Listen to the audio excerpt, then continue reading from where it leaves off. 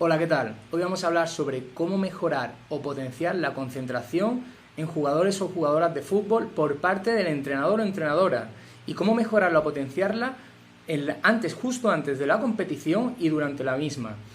Importante tener en cuenta, antes de competir hay que recordar con claridad cuáles son los objetivos generales y cuál es el estilo de juego que debe de tener el equipo.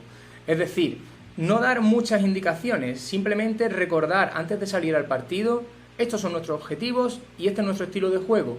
Nada más, se supone que durante la semana ya se ha trabajado toda la estrategia, se supone que durante la semana se ha conocido ya al equipo, entonces justo antes del partido, como digo, recordar el objetivo y recordar el estilo de juego que hay que tener en cuenta. Importante, establecer con precisión cuáles son los objetivos individuales de cada jugador. Tanto el jugador como el entrenador deben de saber cómo deben responder cada jugador individualmente, tanto en ataque como en defensa, y sobre todo se ha tenido que trabajar por parte del psicólogo o la psicóloga deportiva que esté en el equipo una rutina psicológica para reconducir situaciones en caso de que haya error. A lo mejor tienes que hacer una respiración profunda, tienes que hacerte un autodiálogo positivo, en fin, ya como lo trabaje el psicólogo o la psicóloga del club. Pero como digo, tener muy claro individualmente cómo responder tanto en defensa como en ataque, dependiendo de la posición que tengas, y establecer una rutina psicológica que te reconduzca, mejor dicho, hacia tu máxima concentración. También se debe de tener en cuenta por parte del entrenador o la entrenadora que la información verbal debe ser mínima, es decir, dar demasiada información verbal sobrecarga a nivel psicológico al deportista.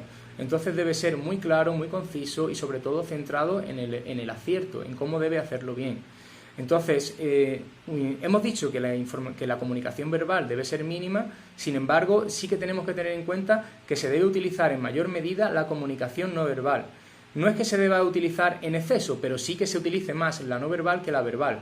Y la no verbal, la comunicación no verbal, debe ya estar preestablecida, es decir, debe tener un conocimiento el jugador que está en el campo sobre cómo se comunica su entrenador y qué es lo que tiene que hacer. Es decir, si el entrenador hace este gesto, es que debemos parar un poco el juego. Si hace este, puede ser que juguemos más al toque. Entonces todo esto ya se debe saber, mejor dicho, por parte de los jugadores cuando ya se está compitiendo.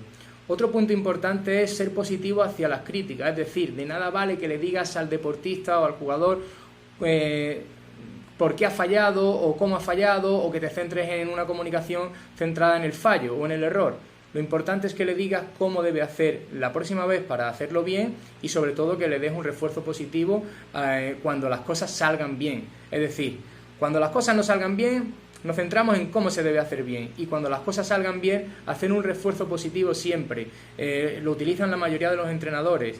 Venga, sigue así, genial, muy bien, y todo este tipo de verbalizaciones muy concretas, y tanto las verbalizaciones como la comunicación no verbal, levantando el pulgar, aplaudiendo, todo este tipo de comunicación beneficia al jugador. Importante que las instrucciones también, que las que se le den al jugador, sean las que hagan que se dirija la atención.